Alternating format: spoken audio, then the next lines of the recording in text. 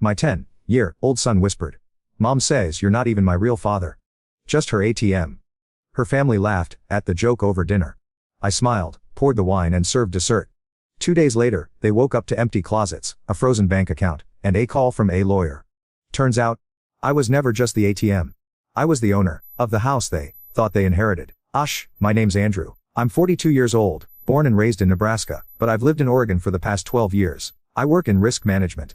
Basically, I help businesses not lose money by being stupid. I've always been the responsible type. The guy who triple checks the locks, files his taxes in February, and keeps his email inbox at zero. Not exciting, but dependable. That's how I ended up being the guy everyone leans on. I met Michelle at a 4th of July barbecue, when I was 30. She had this wild, untamed energy. Bright smile, lied laugh, never held back. It was the exact opposite of me. I was wearing boat shoes and a tucked-in polo. She was barefoot in the grass, beer in one hand, chips in the other, talking about how much she hated office jobs. I thought she was mesmerizing. We started dating pretty quickly. 6 months in, she moved into my condo. A year later, we got married.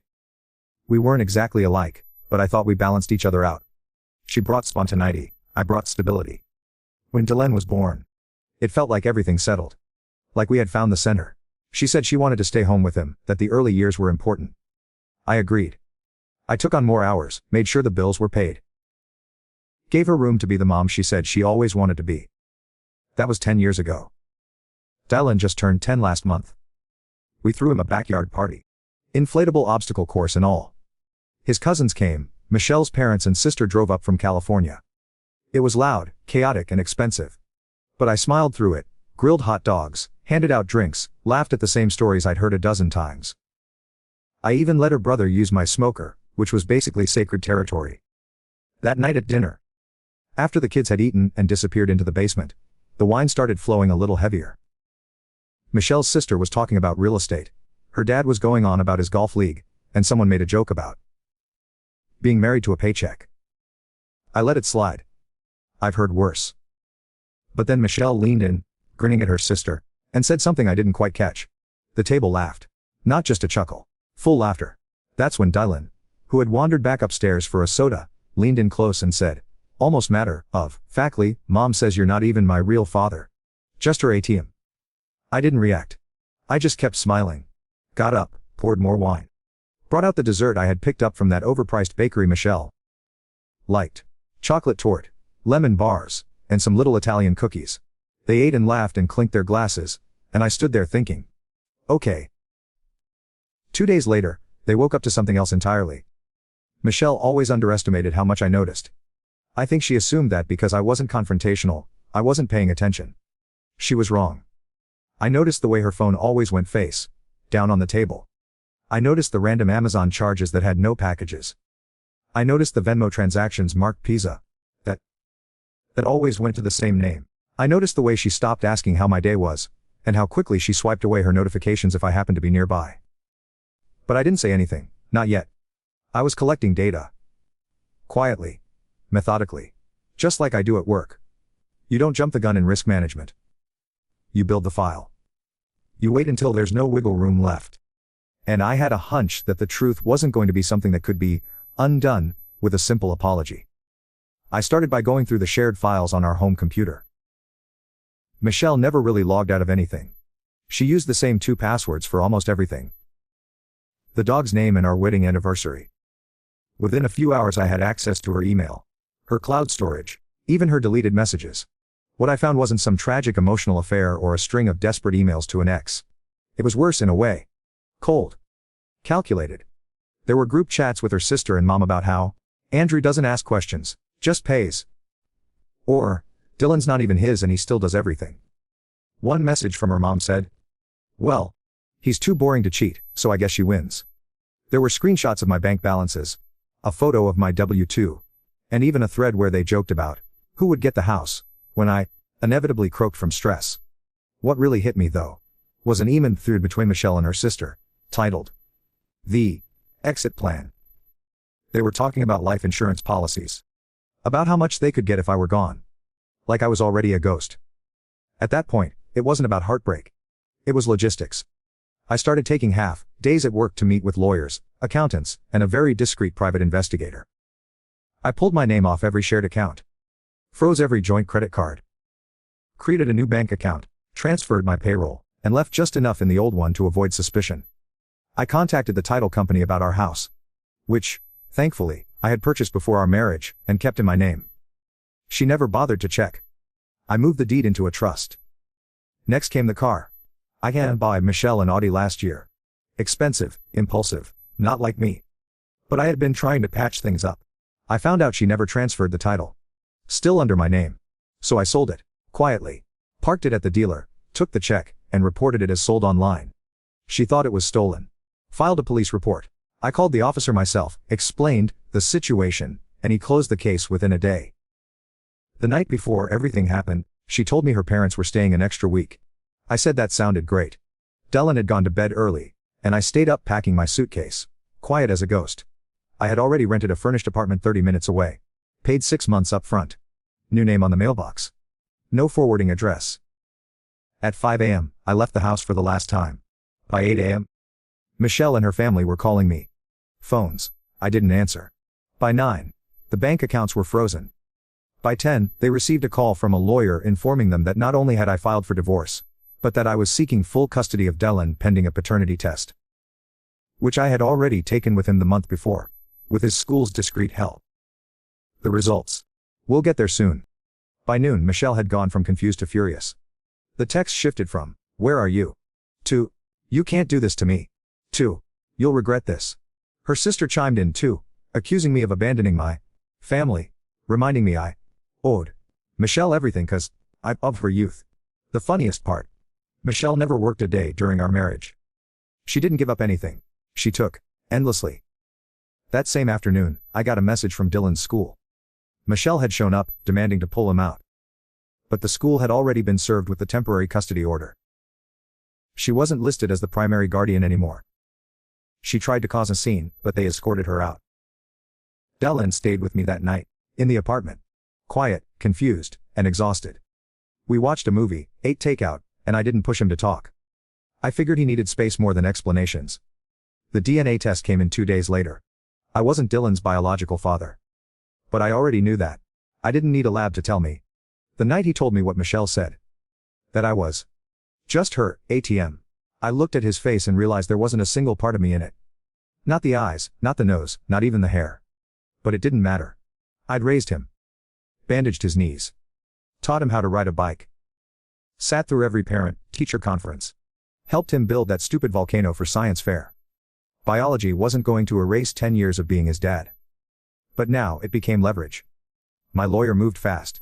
He filed to legally establish paternity fraud and parental alienation. He included the group roots, the emails, even screenshots from Michelle's cloud. We had enough to paint a clear picture Michelle knew all along. Used me for support, and openly mocked me with her family. That alone wasn't a crime. But what she didn't expect was that we also had evidence she'd tried to access one of my private retirement accounts, using my ASSN and old tax info. That crossed a very legal line. The police didn't arrest her, but they did question her. That alone was enough to rattle her composure. She showed up at my apartment a week later, screaming from the parking lot. I watched her from the window. Security came and removed her. She threw a flower pot at their golf cart. She slipped and fell in the parking lot. I wish I was making that up. Her sister posting about it on Facebook, calling me a psycho husband who was trying to erase a family. I didn't respond. My lawyer had already advised me to stay silent. And then came the final straw. Her father. The same man who once lectured me about providing better. Tried to threaten me with a lawsuit over the house. He believed Michelle was entitled to half, maybe more. He thought she could just move back in and wait me out. What he didn't know was that I had already transferred full ownership of the house into a newly established LLC. One that listed me as sole manager. It was no longer community property. It was a business asset. She couldn't touch it. The locks were changed. The utilities were removed from her name. She wasn't even allowed to step on the property without being in violation of a restraining order I filed after she damaged my car with a crowbar. That same night, I saw a GoFundMe page go live.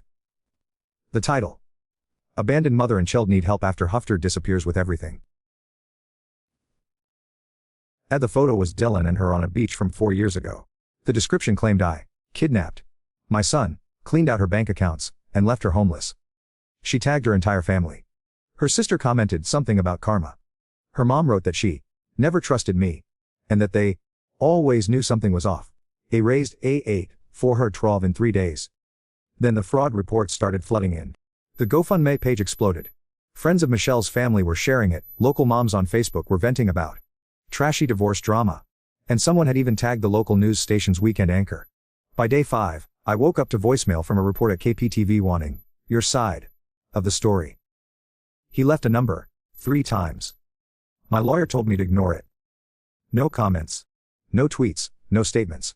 Meanwhile, Dylan was torn apart. At school, kids were passing around a printout of the fundraiser page, whispering that his dad abandoned him.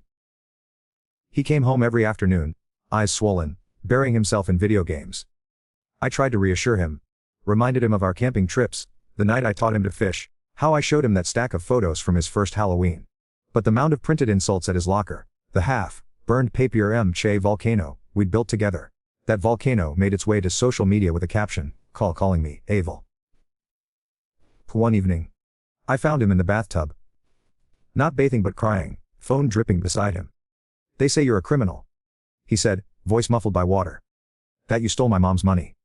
I climbed in, slippery in my dress pants, and held him. I told him it was lies. That I loved him. That I would always be his dad. He nodded but didn't speak. Across town, Michelle was mounting her own defense. She hired a PR firm. Someone her sister knew through pilots. To craft heartfelt posts about a single mother fighting for her boy. She was releasing clips of her talking about how devastated Dylan was. How unfair it was. She staged photo shoots, pillow fights, bedtime stories, macaroni necklaces. On day 7, the TV cameras came. They parked outside my apartment lobby with microphones and umbrella lights. The security guard told me they'd been there since dawn. He refused to let my name through the intercom. I watched from the blinds as they panned the complex as like hunting dogs. I realized then that this wasn't just a family feud. It was a battleground over narrative. Public opinion was the new judge. I needed a counterstrike. My lawyer filed an injunction to shut down the GoFundMe, argued fraud and defamation. Simultaneously, we released a short statement through our attorney. Michelle's campaign contained demonstrably claims about theft and abandonment. And she continued to throttle Dylan's access to his father. It was bland lawyer speak, but it worked. GoFundMe froze the page pending investigation, and within 24 hours, it was down. That night, a local blogger published a deep dive into the court documents, paternity tests, bank records, title deeds, and the group chat screenshots. She titled it, ATM, Dad's Revenge. The comments under her post were split, some cheered BR for exposing the scam. Others mourned a broken family. Everyone was talking. In the middle of this chaos, I realized what mattered most: Dylan's sense of security. I moved us into a quiet Airbnb for a week. No media, no intruders, just the two of us. We cooked pancakes, read comic books, went to the park. I let him steer the conversation. He told me about the kid who shoved him, about how he missed his mom. I told him I'd arrange supervised visits. Court ordered, nothing wild, and that I'd be there every time. But when the week ended, I got the call Michelle had filed emergency motions accusing me of parental kidnapping. The judge scheduled a hearing 2 days later. The paper trail was long, and I was mentally exhausted. I sat in my rented living room, surrounded by binders and half-eaten cereal, thinking about how a joke over dinner had unraveled everything. And yet, I felt a strange calm. For the first time, the cards were on the table. Everyone knew the truth. My bank accounts were frozen no more, the house was secured, and the fundraising lies were exposed. All that remained was the courtroom. The courtroom was packed by 8:30 a.m. Reporters lined the back wall, their pens poised. I stood beside my lawyer, in a crisp suit that felt heavier than usual. Michelle arrived with her mom and sister. Dressed like they were going to brunch, not a custody hearing. The judge entered, and the room fell silent. My lawyer laid out the evidence: the paternity fraud, the cloud of deception, the financial manipulations, and the attempted identity theft. He presented the irrevocable trust and the LLC deed. He detailed the frozen accounts and the stolen retirement funds. It was a slam dunk. Then Michelle's lawyer stood. He tried to argue hardship, the injustice of trusting spouse blindsided. But when he asked Michelle to testify, she froze. She sputtered through a shaky account about feeling trapped, overwhelmed, hurt. The judge held up his hand. "Counselor," he said, "this court is not in the business of punishing emotional distress at the expense of parental rights or criminal conduct." He paused, looking at Michelle. "Ms. Reeves, you knowingly deceived this man for a decade, accessed his private accounts, and profited from his estate. Your claim to joint custody is hereby denied." The gavel fell. The judge ordered full custody to me. Supervised visitation for Michelle, pending her completion of anger management courses and restitution payments. And then he turned to the property dispute. "Mr. Carter is affirmed as sole owner of the primary residence and all associated assets. Any attempt to reassert ownership will result in contempt." Silence. Then Michelle burst into tears, not the sad kind, but the furious, unhinged kind. She screamed that it wasn't fair, that I had stolen her life. Security escorted her out as she ranted, her sister shouting from the gallery. Outside, reporters swarmed me, shouting questions. I smiled once, clipped, and said, "I'm just relieved, Dylan, and I can move forward." Cameras flashed, and I kept walking, hand in hand with my son, whose eyes brimmed, but whose lips finally curved into a real smile. The next morning, I woke up in our new home, quiet, safe, mine. The bank on Four's accounts, the car repossession report, was marked false. And the lawsuit against Michelle's family for defamation and fraud had been filed. They called it ATM, Dad's Revenge. I called it justice. And as Dylan and I walked to the kitchen for pancakes, he looked up and whispered, "Thanks for being my real dad." I ruffled his hair, poured the syrup, and said, "Always." Either way, thanks for listening. And if you want to hear more stories like this one, honest, messy human, go ahead and subscribe.